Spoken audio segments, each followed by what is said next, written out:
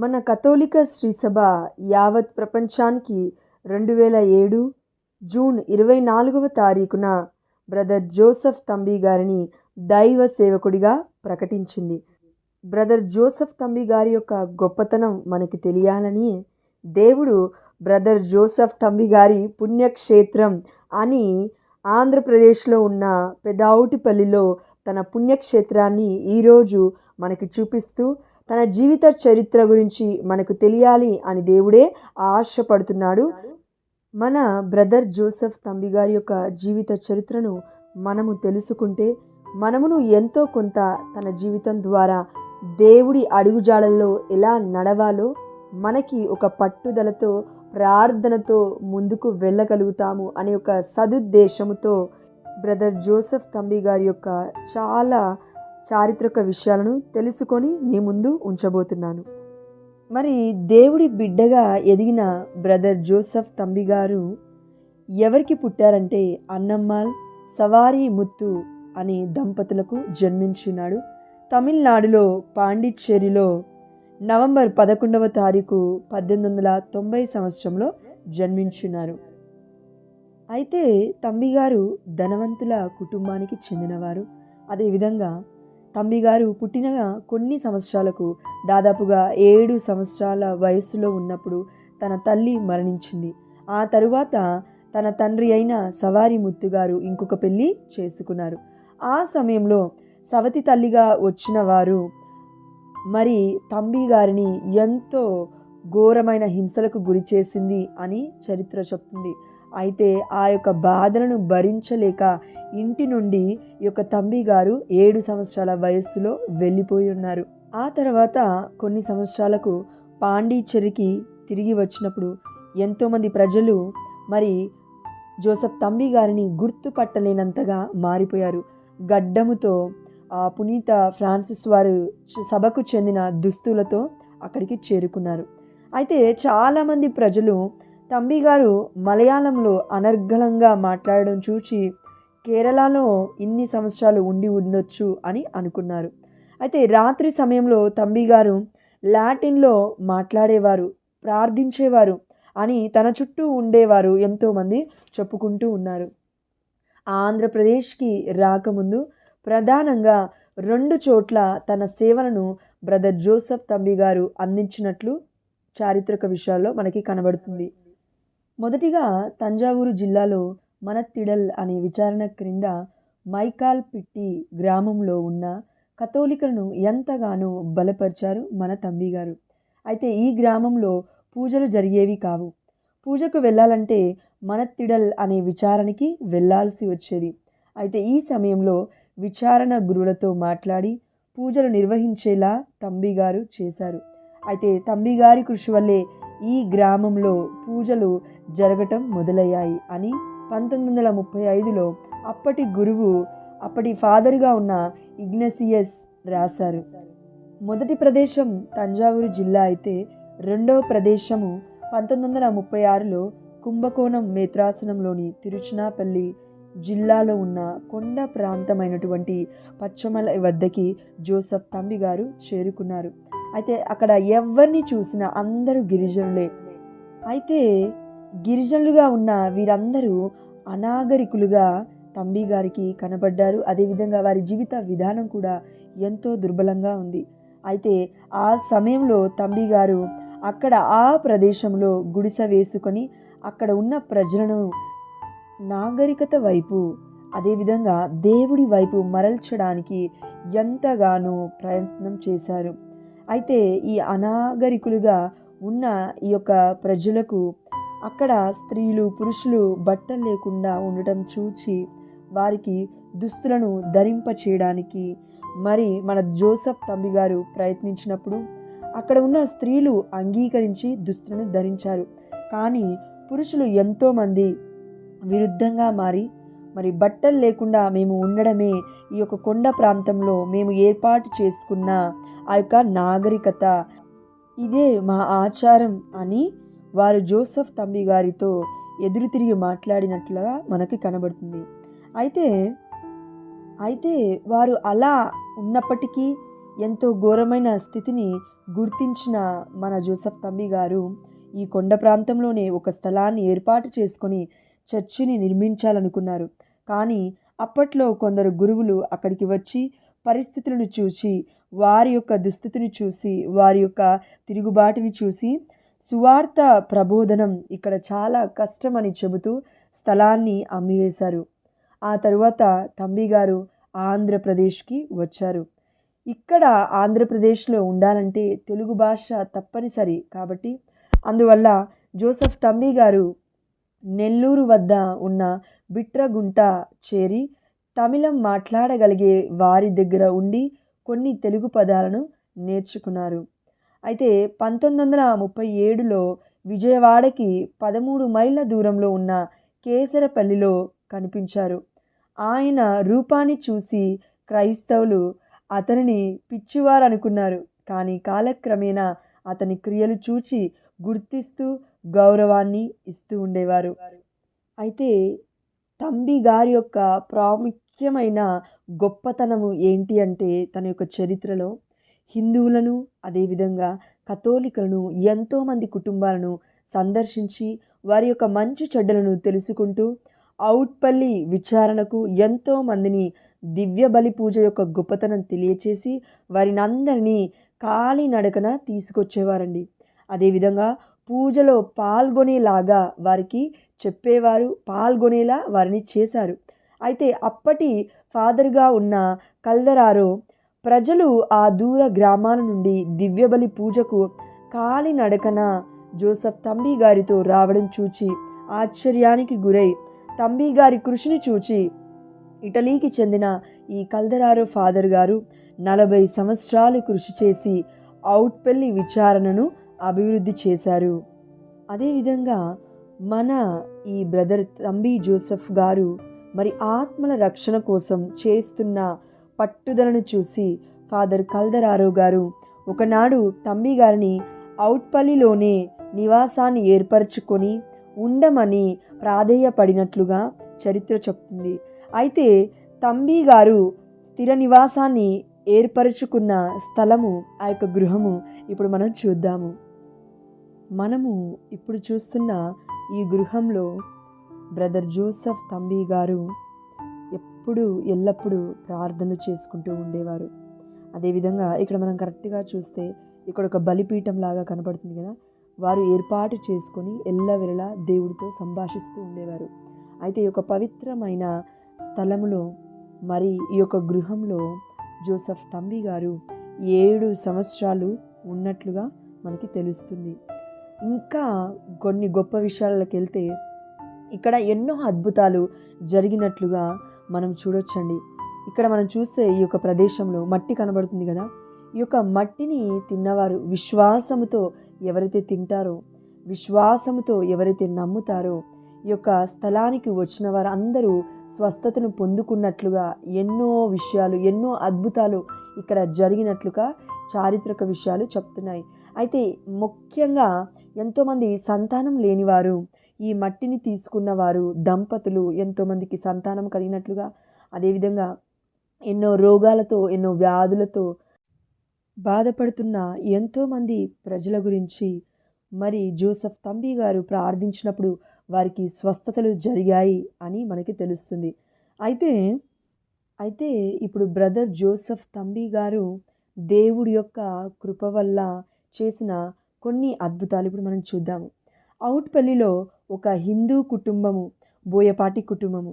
అయితే ఆ కుటుంబంలో ఉన్న ఒక చిన్నారి బాలిక అస్వస్థతలో ఉండడం చూచి బ్రదర్ జోసెఫ్ తంబి గారు ప్రార్థించి తన ప్రార్థన ద్వారా ఆ బాలికకు స్వస్థతని ఇచ్చి ఉన్నారు.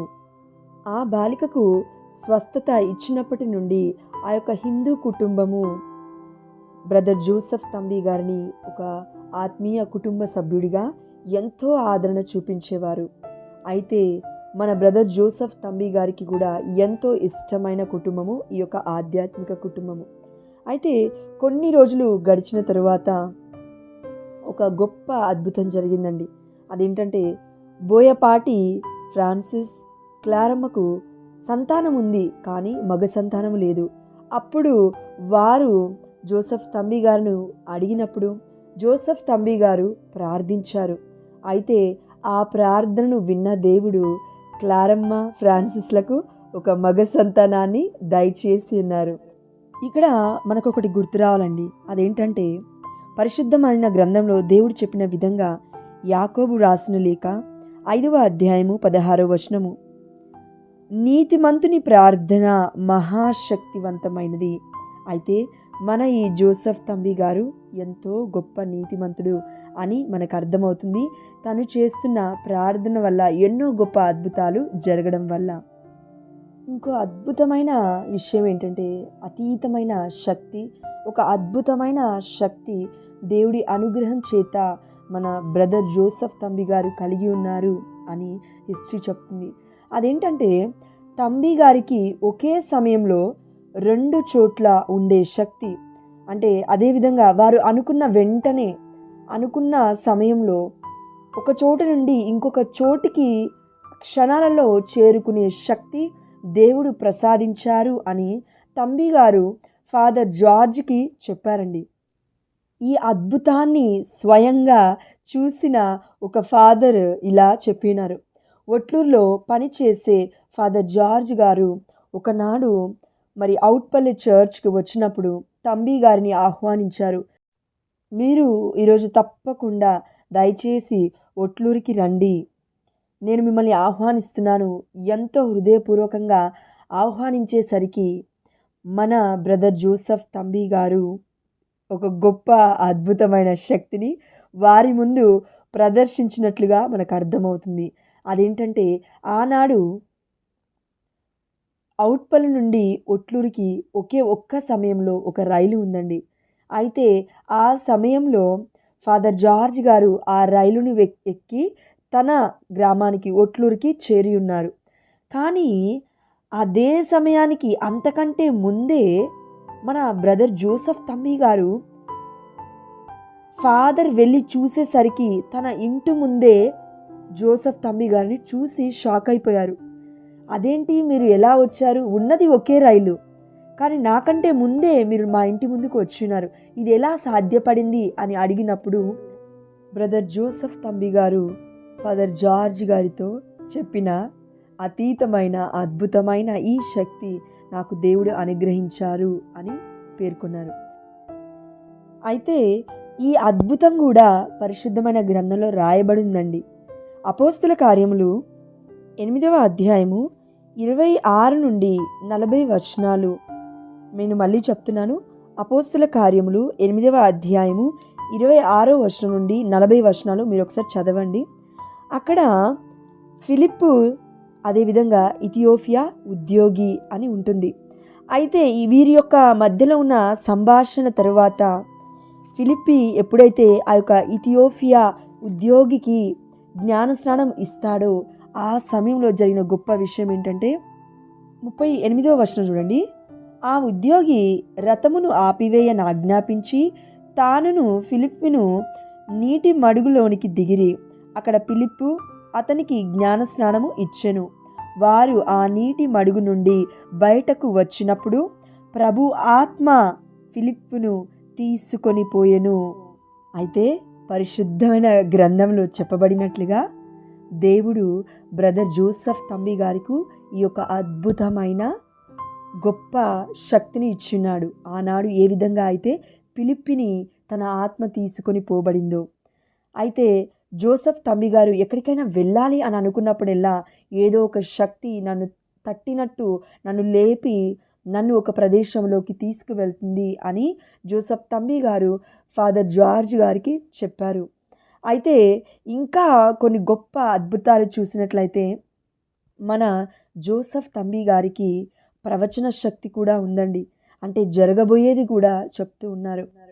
తన జీవితంలో బ్రదర్ జోసెఫ్ తంబి గారు చనిపోవటానికి 3 నెలల ముందే వారు శవపేటికను తయారు చేయించుకున్నారు.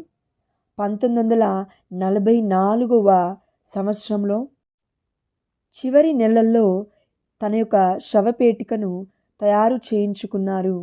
అయితే 1944 క్రిస్టమస్ డిసెంబర్ 25వ తారీఖున ఇదే నాకు చివరి క్రిస్టమస్ అని కూడా చెప్పి ఉన్నారు.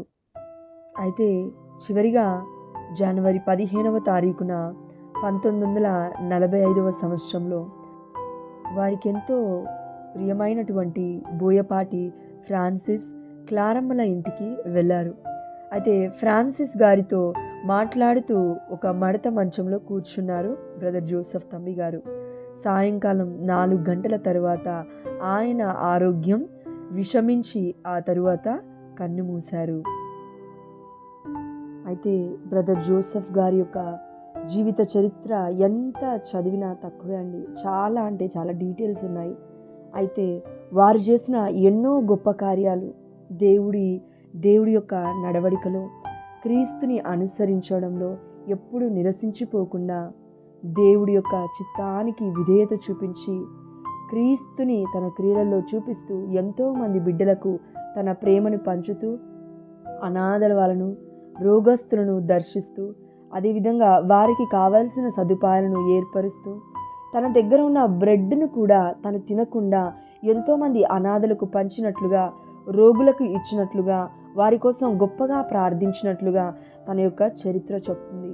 అయితే మన ఈ బ్రదర్ జోసెఫ్ తంబి గారి యొక్క గొప్పతనంలో మరి అన్ని గుణాలు, ఆ యొక్క లక్షణాలు మనకి లేనప్పటికీ కనీసము ఎన్నో కొన్ని అయినా క్రీస్తు ప్రేమను, అదేవిధంగా తన ప్రార్థనా శక్తిని, తను చేస్తున్న గొప్ప గొప్ప అమూల్యమైన దాన ధర్మాలు మనమును చేయాలి అని దేవుడు ఆశపడుతున్నాడు తన ఈ పండుగ ద్వారా.